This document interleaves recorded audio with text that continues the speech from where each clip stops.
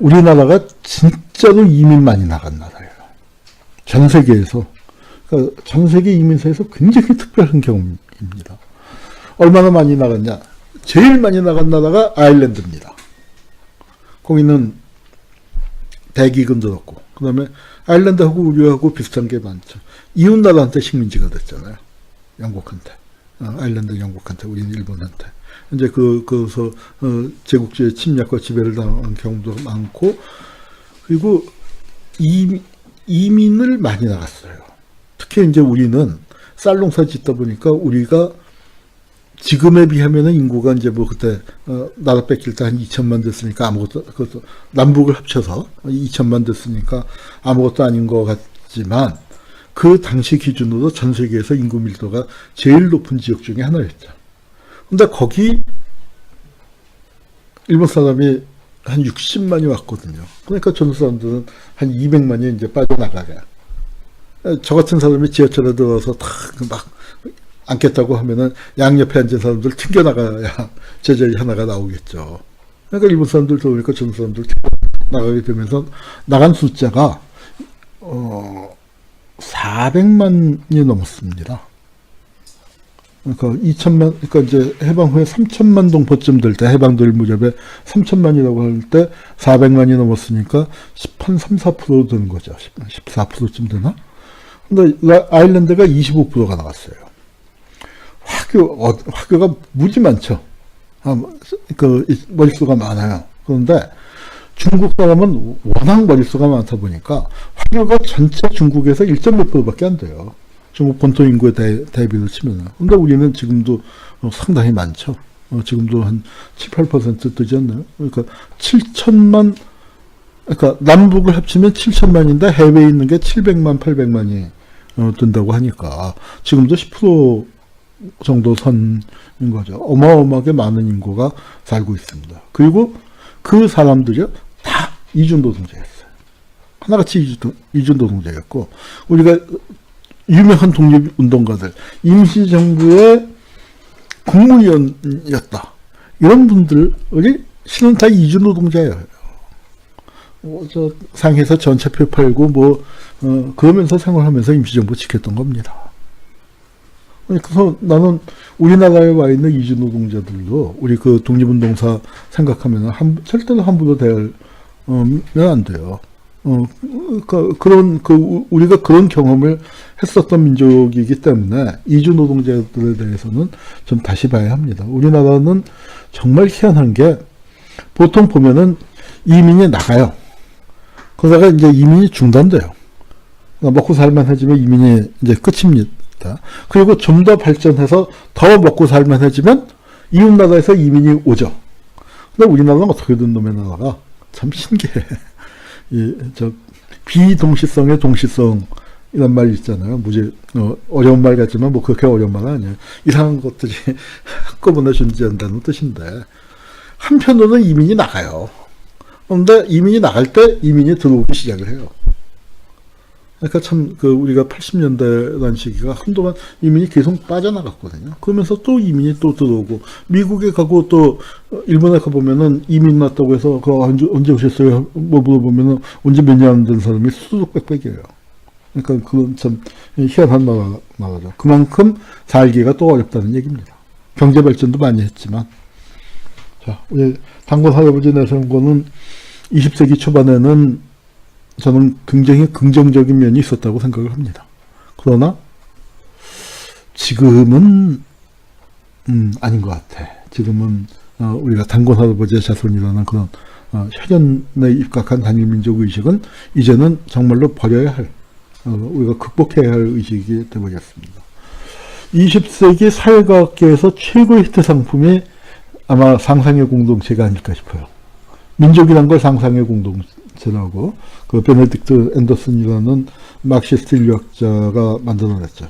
근대 국가의 울타리 안에서 운명을 함께한다고 믿는 집단, 그들이 만든 상상의 공동체가 바로 민족이다. 그러나 상상의 공동체라고 해서 실체가 없다는 얘기는 결코 아닙니다. 실체 분명히 있어요. 그리고 만들어졌어요. 지난 100년 동안 네이션 또는 네이션 스테이트라는 건 가장 국제 정치를 얘기할 때 가장 중요한 행동 단위였습니다. 그리고 네이션 스테이트를 건설한다는 게 뭐 지금도 우리가 70년대부터 민중이 주체가 되는 통일된 민족국가의 실현을 위해서 민주화운동 세력이 열심히 싸웠는데 이제는 그 프로젝트가 과연 맞는 것인가를 재검토할 때가 됐죠. 우리가 이 단일민족이라고 믿었었던 거.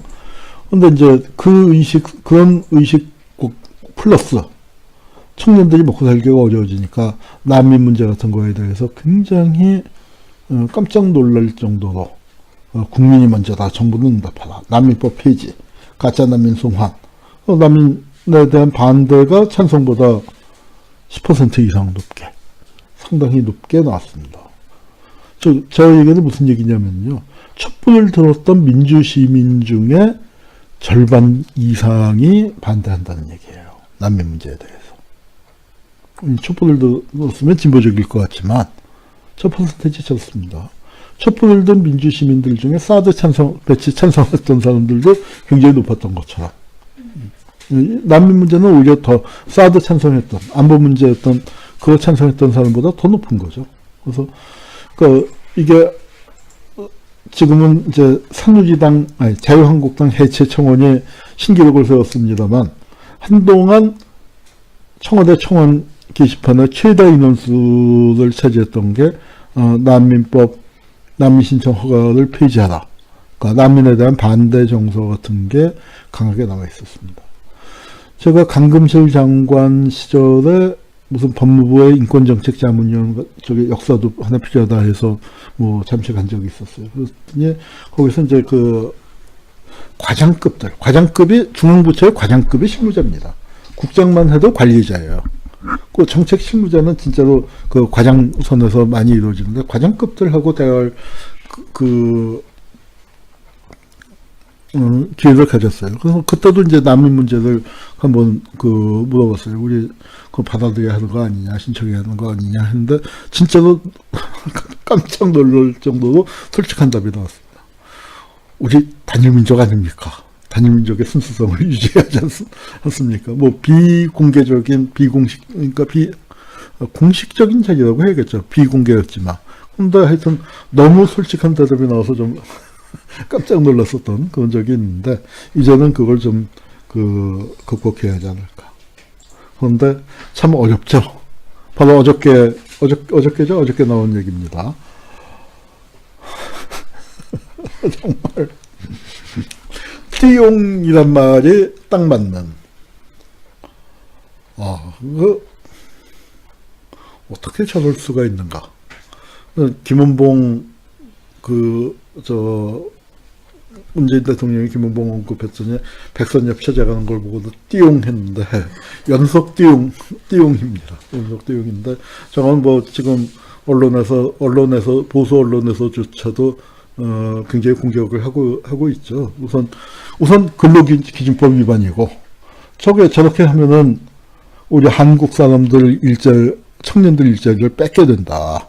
외국인 노동자 임금 싸게 주고 그쪽으로 해서 그리고 임금 인하 하여튼 뭐 말도 안 되는 얘기인데 법적으로도 불가능하고 경제적인 효과 면에서도 절대로 해서는 안 되는 얘기인데 저렇게 차별 혐오 조장으로 나가는데 그러니까 이면 보수 세력은 참 앞날이 없구나. 그런 안도감을 주게 하는 한편으로는 그러니까 황교안이 그것이 저 정도니까 저거는 이제 그러니까 황교안을 중심으로 보수가 단합하고 뭉치고 해서 새로운 대안을 제시하고 하는 건 날샜다. 그거는 전혀 가능성이 없겠다. 최근에 몇 건만 봐도 이제 그렇습니다만 그래도 그렇지 좀 제1야당의 대표라면은 좀 수준이 됐으면 이제 하는 생각을 하게 합니다. 그래서 하여튼 우리는 점점 더 다민족 사회로 갈 겁니다. 점점 더 다문화 정도가 아니라 아예 그냥 다문화를 특별한 집단을 따로 떼어서 좀 좋은 말로 옛날에 식모를 가정부라고 부르는 것처럼 그러니까 그런 새로운 용어인데 이제는 우리 사회 전체가 그냥 다문화 사회가 되는 거죠. 다문화 사회라는 별도의 아이들, 별도의 가정이 있는 게 아니라 우리 사회 전체가 우리까지를 포함해서 우리도 한국 사회를 구성하는데 그 문화 중에 하나. 그런데 여기 이제 좀 오래 사 터줏대감이고 숫자가 많고 그러나 역시 그 중에 하나. 쉽지 않은 거지만 우리가 그렇게 의식을 전환해야 합니다. 저도 쉽지 않습니다. 저도 서울 토백이다 보니까 부산도 시골이라고 할 때가 많아요. 서울 사람한테는. 그런데 이제 이런 의식을 우리 스스로가 극복하고 서울도 지방의 하나다. 서울도 하나의 지역이다. 다만 행정부가 여기 있을 뿐이다. 이제 이런 식으로 우리도 의식을 고쳐 나가야만 하는 거죠. 옛날에 옳았다고 해서 다 옳은 거 아닙니다. 우린 단일 민족이라고 얘기하고 우리가 단군 할아버지 자손이야. 그거는 분명히 역사적인 진보성을 뗀 얘기였어요. 20세기 초반에는. 신문제 우리 극복해야 할 거 아닙니까? 신문제 극복하는 데서 제일 좋은 얘기가 인내천이라는 얘기하고 단일민족이라는 얘기가 저는 굉장히 중요하게 작용을 했다고 생각합니다. 그러나 이제 그 시기는 지나갔죠. 지금은 우리는 단군 할아버지 자손이야라고 생각하면 단군 할아버지 피가 덜 섞였다고 생각되는 그 사람들을 배제하고 차별하는 아주 폭력적인 언어가 되는 거죠. 그 관념을 우리 머릿속에서 지어나가는 게 필요합니다. 네, 제 말씀 여기서 마치겠습니다. Time stops when I'm falling for you.